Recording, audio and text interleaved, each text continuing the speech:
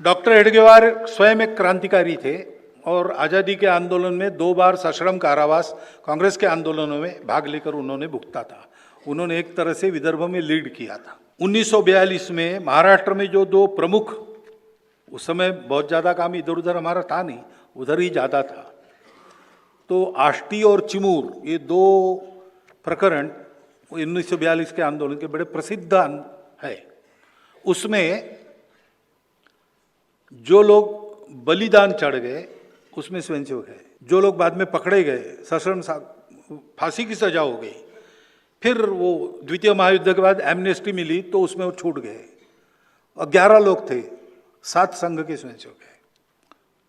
टुकड़ोजी महाराज के साथ जनजागृति और ये सारा आंदोलन करने का काम स्वयंसेवकों ने किया था। वो हमारे संघ शिक्षा वर्ग में आते थे और रात को भजन बताते थे। तो वो ऐसे भजन थे उनके, पत्थर सारे बम बनेंगे, घास बनेगा भाला वगैरह, ऐसे इस प्रकार के भजन वगैरह, उसके आधार पर ये सारा गठजोड़ हुआ था और ये काम हुआ था। वसंत दादा पाटिल सांगली की जेल से बाहर आए, पुलिस पहरा बड़ा कड़ा था सर्वत्र, तो जंगल के रास्ते उनको वो रियासत थी, पटवर्धन रियासत, उसके बाहर पहुंचाना, ट्रेन में बिठा देना, ये काम हमारी प्रांत संघ चालक जी के योजना से एक पड़सलगीकर नाम के स्वयंसेवक थे, उनको मैं 4 बार मिला हूँ, उन्होंने किया। कंधे पर उठाकर 15 किलोमीटर दौड़ते हुए उनको लेके गए।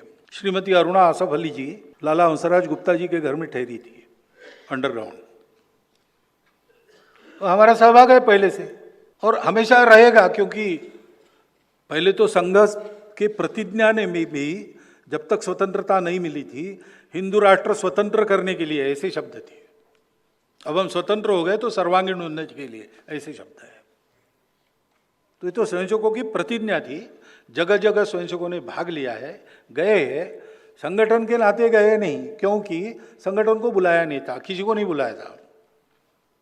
कुछ योजना में रही होगी कमी, जो भी हुआ होगा, लेकिन आंदोलनकर्ताओं को पूरी मदद, अंडरग्राउंड काम में पूरा सहाय्य, ये संघ का काम जहाँ जहाँ था उस समय वहाँ वहाँ हुआ है बहुत लोगों के पास। और वो स्वतंत्रता संग्राम सैनिक वाले सर्टिफिकेट्स भी है। उस आंदोलन के नतीजे से निराश होकर ही रज्जू भैया की संघ में आवाजाही बढ़ गई, ऐसा उन्होंने स्वयं बताया था। वो भी उस आंदोलन में थे। तो ये सारा इतिहास आएगा। आप राकेश जी सिन्हा का डॉक्टर हेडगेवार चरित्र पढ़िए, उन्होंने जो लिखा है और नेशनल बुक ट्रस्ट से प्रकाशित हुआ है, उसमें आपको ब्यौरे मिल जाएंगे। सचिंद्र सान्याल जी के वो पोते हैं, उनका एक पुस्तक आया है, उसमें भी ये ब्यौरे आपको मिल जाएंगे। हमारी भी एक पुस्तक है स्वतंत्रता संग्राम, सुरुचि प्रकाशन में आपको दिल्ली में मिल जाएगी, वो देख लीजिए।